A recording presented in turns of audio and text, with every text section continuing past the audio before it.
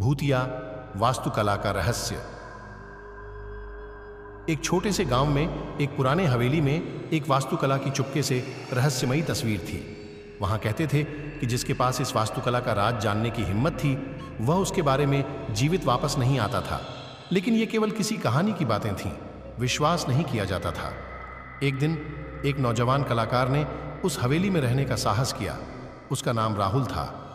उसने सोचा कि इस वास्तुकला का रहस्य उसके लिए एक रोमांचक कला प्रोजेक्ट के रूप में काम करेगा। रात के समय राहुल ने अपनी कैमरा और संगीत लाउडस्पीकर लेकर वास्तुकला के पास बैठ गया।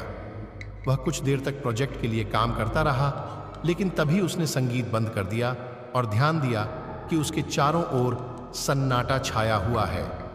धीरे धीरे एक आवाज उसके कानों में आई, कौन है वह? राहुल घबराया और चिल्लाया, कौन है? वापस आवाज आई, तू कौन है? तुरंत यहां से चला जा, वरना तुझे यहां से कभी नहीं जाने दिया जाएगा। राहुल ने डर के मारे उठकर वास्तुकला की ओर देखा, लेकिन वहां कोई नहीं था। वह भागकर अपने कमरे में गया, लेकिन उसके साथ बात की गई वाणी की तस्वीर उसके दिमाग से नहीं जा रही थी। अगली रात राहुल ने वापस साहसिकता दिखाई और वास्तुकला के पास बैठा। इस बार उसने कैमरा और माइक लेकर आया था। वह वास्तुकला की तस्वीर पर बातचीत करने की कोशिश करने लगा। बस जब उसने एक प्रश्न पूछा, वह फिर से सुनसान हो गया। फिर से उसे उस आवाज ने पूछा, तू कौन है? राहुल ने डर के मारे माइक को गिरा दिया और भाग गया। वह किसी और से इसे बताने का नहीं सकता था, क्योंकि कोई उसकी बात नहीं मानता था। उसके बाद से वहां किसी ने उस वास्तुकला के पास जाने का प्रयास नहीं किया। वह हवेली अब एक डरावना और अजीब स्थान बन गया था, जहां कोई भी जाना नहीं चाहता। अंधेरा समय, रात के ढलते हुए समय में किसी छोटे गांव में, जहां सिर्फ चिद्धियों का चहचहाहट और पेड़ों की रात की सुनीलता से भरी चिंगारी होती थी, वहां एक भयानक रहस्यमय कहानी की शुरुआत होती है। एक छोटा सा लड़का नामक रामू अपने गांव के बाहर के जंगल में घूमने का बहुत शौक रखता था। एक दिन वह अपने दोस्तों के साथ रात के समय जंगल में चला गया। उन्होंने सुना था कि जंगल में एक पुराने हवेली के पास एक भूत रहता है, लेकिन वे उसे ध्यान नहीं देते थे। जब वे हवेली के पास पहुंचे, वहां कुछ अजीब सा था। हवेली की छत उजाले में चमक रही थी, जैसे कोई अनजान तारा हो। रामू और उसके दोस्तों ने हवेली के अंदर जाने का निर्णय किया। अंदर जाते ही उन्हें एक विचित्र वातावरण मिला। रामू के दोस्तों ने धीरे धीरे हवेली के कोने को छुआ और उन्हें वहां एक पुराने बूट के साथ एक बड़ा खाली स्थान दिखाई दिया। तभी वे सुने गए कुछ अजीब आवाजें। उन्हें लगा कि कोई उन्हें देख रहा है। उन्होंने बूट को बचाने का निर्णय किया और तेजी से हवेली से बाहर निकल आए। जब रामू घर लौटा, उसने महसूस किया कि कोई उसका पीछा कर रहा है। उसने पीछे मुड़कर देखा, लेकिन वहां कोई नहीं था। वह अपने कमरे में गया, लेकिन वहां भी उसने वही आवाजें सुनी। फिर उसने अपने आईने में देखा और उसके पीछे एक भूत की सिल्वर आंखें थीं।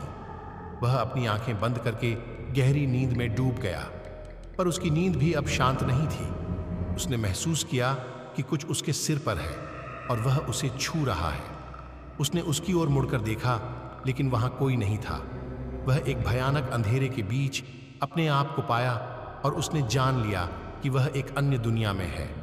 उसने किया अपनी आंखें बंद और वहां से बाहर आया, लेकिन उसकी दुनिया में भी अंध एक रात के अंधेरे में एक छोटे गांव में एक खौफनाक घटना का रोमांच फैला। गांव के बच्चे आमिर और वीर के बीच में एक रोमांचक भेंट हुई। उन्होंने सुना था कि एक पुराने हवेली में भूत होते हैं और उन्होंने तय किया कि वे उसे जाएंगे। अंधेरे में हवेली बहुत ही भयानक लग रही थी। जैसे ही वे हवेली में प्रवेश किया, वे देखते हैं कि एक अजीब सी महसूस हो रही है। धीरे धीरे उन्हें लगता है कि कोई उन्हें देख रहा है। आमिर और वीर अब हवेली के अंदर चले गए। एक कमरे में उन्होंने एक पुरानी किताब पाई। जब वे किताब पढ़ने लगे तो उन्हें पता चला कि यह किताब भूतों के बारे में है। धीरे धीरे हवेली के भूतों का रहस्य सुलझने लगा।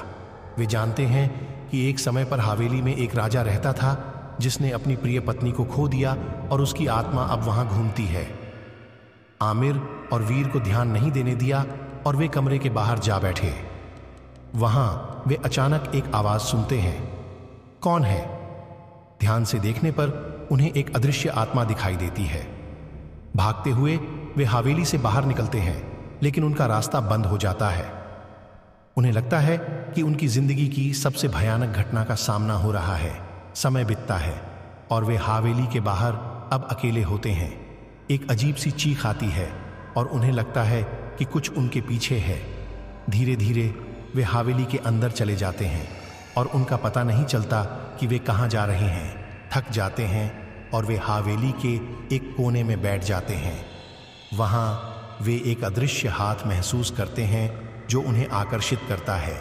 उन्हें लगता है कि उन्हें हवेली के अंदर खींच लिया जा रहा है और फिर सुबह होते ही वे उन्हें हवेली के बाहर पाया जाता है, जैसे कि कुछ हुआ ही नहीं था। वे गांव लौटते हैं और उनकी एक रात एक छोटे से गांव में अनुपम नामक युवक को अपने घर की यादें याद आ रही थीं। उसका पिताजी कुछ समय पहले ही इस दुनिया को छोड़ गए थे। अनुपम अकेला था और उसका घर अब एकांतवासी बन गया था।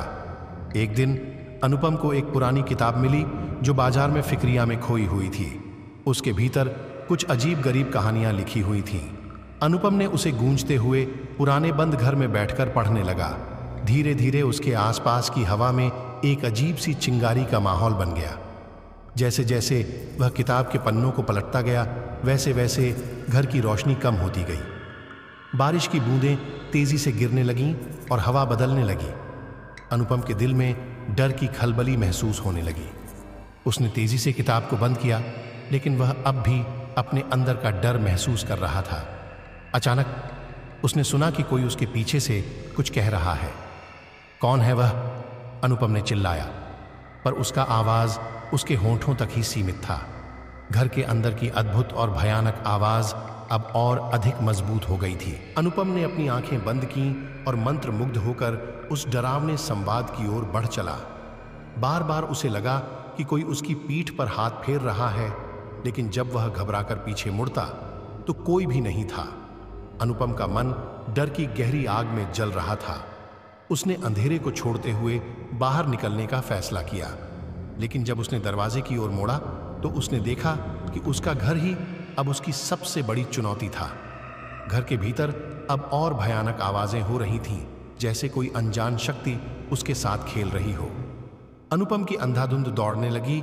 उसने चिल्लाया, मगर उसकी आवाज बस उसके ही दर्द की गहराई में घुल हो गई।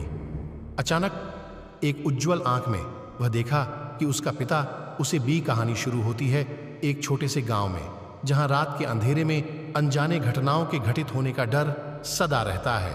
एक रहस्यमय और पुराने हवेली में जो अब अकेली बच गई है, वहां कुछ नहीं है जो सामान्य लोगों को देखने को मिलेगा। यह हवेली खाली नहीं है, बल्कि उसमें आत्मा का वास है जो रात में जागती है और दरियाफ्त करती है कि किसे अपने भटकते हुए रास्ते में ले जाए। एक रात गांव के एक युवक की राह इस हवेली के सामने से गुजरती है। उसने सुना है कि इस हवेली में भूतों की आवाजें सुनाई जाती हैं, लेकिन वह यकीन नहीं करता।